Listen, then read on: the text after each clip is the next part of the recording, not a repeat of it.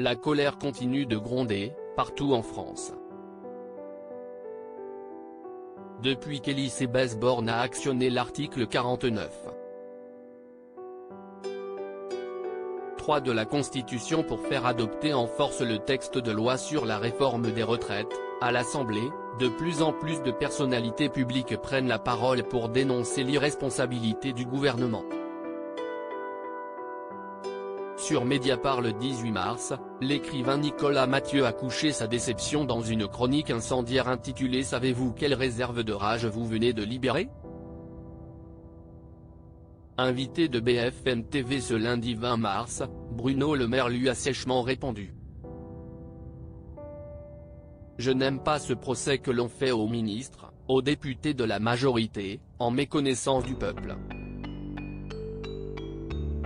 Je le trouve insultant et injuste », a notamment déclaré le politique de Bercy.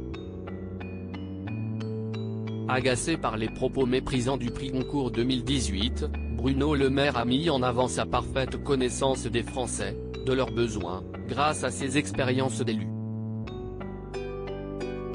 Je le dis après 20 ans d'expérience, où j'ai arpenté tous les départements français.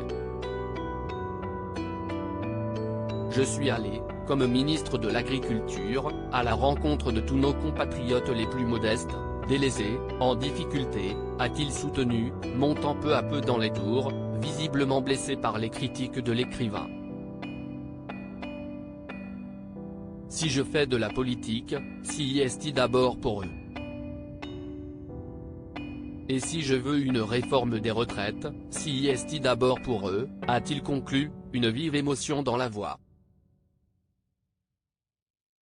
Supérieur à Elisabeth Borne, Bruno Le Maire, découvrez les ministres à leur début. La motion de censure contre Elisabeth Borne rejetée ce lundi 20 mars se tenait par ailleurs au Palais Bourbon le vote d'une motion de censure transpartisane, engageant l'avenir de la première ministre et de son gouvernement.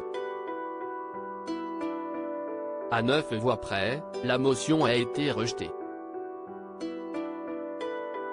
Elisabeth Borne et ses ministres sont donc pour le moment assurés de conserver leur poste, tandis que la réforme, elle, va bel et bien être appliquée dès l'été 2023.